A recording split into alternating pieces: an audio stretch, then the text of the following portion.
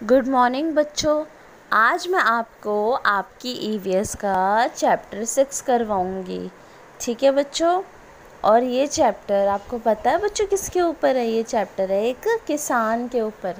इस चैप्टर में किसान अपने मुख्यमंत्री जी से रिक्वेस्ट करता है, अपनी जो कंडीशन है वो बताता है। ठीक है, तो मैं अब आपका चैप्टर स्टार्ट करती हूँ। जो किसान है, आपको तो पता होगा ना बच्चों, कई बार बारिश ज़्यादा होने की वजह से किसानों का नुकसान हो जाता है, तो कई बार बारिश ना होने की वजह से किसानों का नुकसान होता है।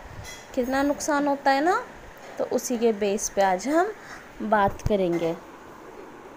एक किसान है जिसका नाम है राम मेहर। ठीक है बच्चों, वो राम मेहर एक लेटर लिखता है, एक पत्र लिखता है। किसे? अपने मुख्यमंत्री जी को। तो जो वो पत्र में बातों को लिखता है, जिस चीज़ को लिखता है, वो हम डिस्कस करेंगे। वो लिखता है, आदरणीय मुख्यमंत्री जी, सादर प्रणाम। मेरा नाम राम मेहर है, मैं एक किसान हूँ और दुनिया मुझे सम्मान से भोजन उत्पादक कहती है। अब जो किसान है वो हमारे लिए भोजन का उत्पादन करता है, तो उन्हें हम क्या कहते हैं? सम्मान में भोजन उत्पादक। उसके बाद जो हमारे जीवन में बहुत सारी कठिनाइयों से भरा हुआ है, यह केवल हम किसान ही समझ सकते हैं। मेरे पास 2 एकड़ ज़मीन है और मैं अपने परिवार का गुजारा इसी से चलाता हूँ। ये कौन बता रहा है? किसान बता रहा है। किसे? मुख्यमंत्री जी को। आप तो जानते ही हैं कि कई ज़मींदार होते हैं, उनके पास बहुत ज़मीन है।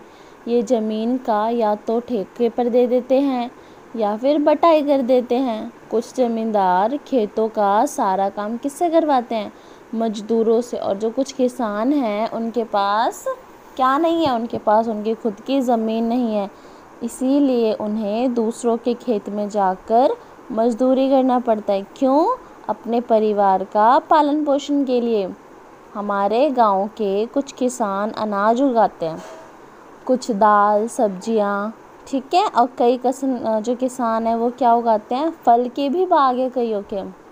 बाग पता है ना कैसे कहते हैं? फलों का जो गार्डन होता है। कुछ साल पहले तक तो ज़मीन की उपज से परिवार का गुजारा हो जाता था। किसान कह रहे हैं, राम मेहर जी जो किसान है, कि कुछ साल पहले तो जो हम ज़मीन में जितनी उपज होती थी उससे हमारे परिवार का गुजारा हो जाता था, लेकिन अब एक समय और नियमित वर्षा ना होने के कारण गुजारा करना मुश्किल है।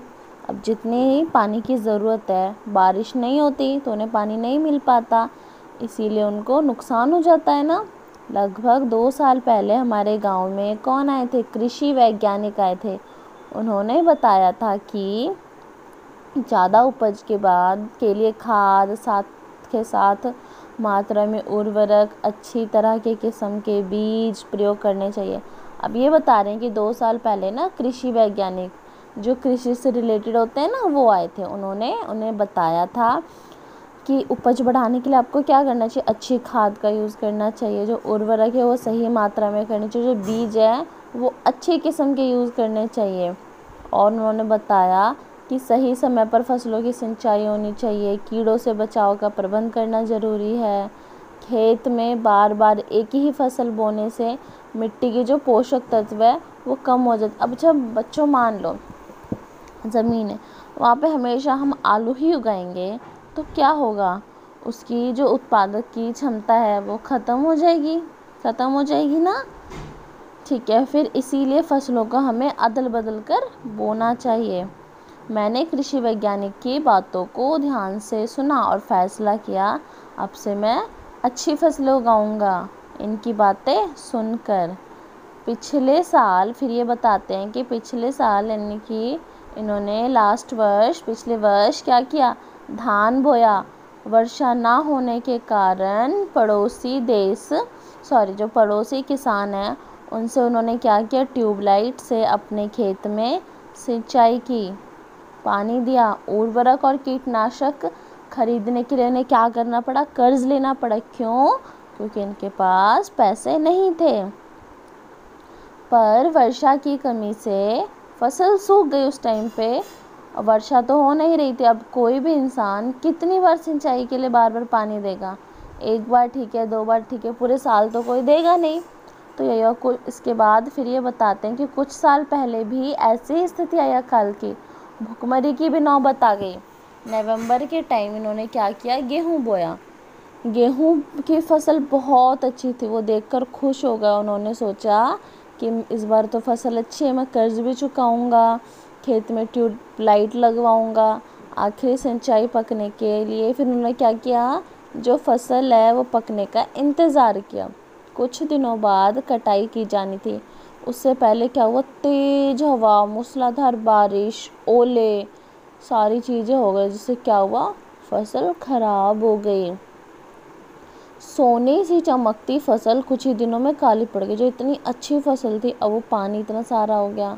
अब बच्चों, आप लोगों, अगर आपको 2 गिलास पानी की प्यास लगी और मैं आपको 8 गिलास पानी पिला दूंगी, तो क्या होगा, नुकसान होगा ना आपका, आपके पेट में दर्द होगा, आपकी तबीयत खराब हो जाएगी। अगर मैं ज़रूरत से ज़्यादा पानी दे दूँ, या फिर आपको 2 रोटी की भूख है, मैंने आपको 8 रोटी खिला दी, होगा ना।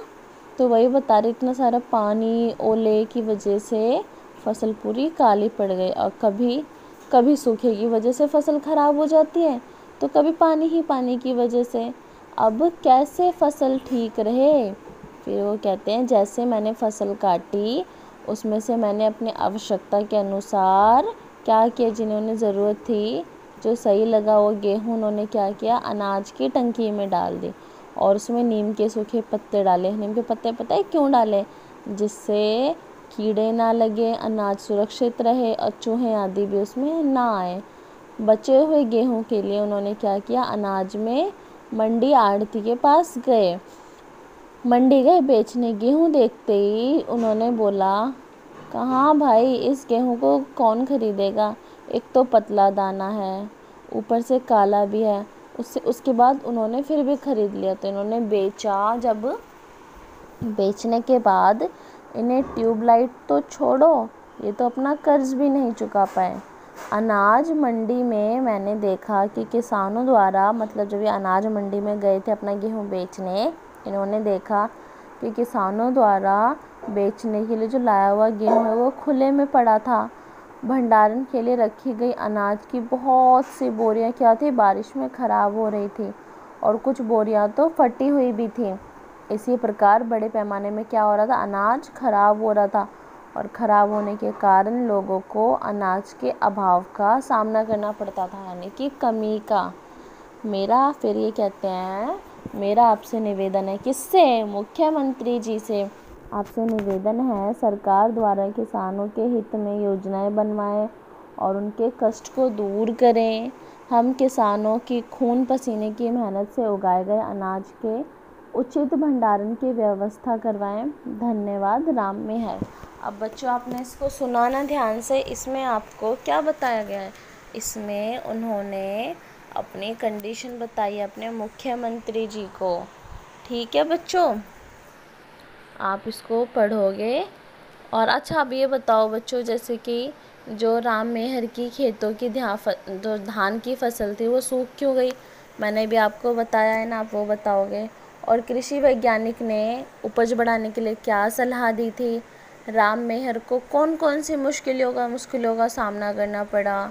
किसान को इतनी प्रॉब्लम क्यों आती है? अगर पानी आता है तब भी दिक्कत होती है ज़्यादा, और अगर बारिश नहीं होती तब भी दिक्कत होती है। आप मुझे इन सब का आंसर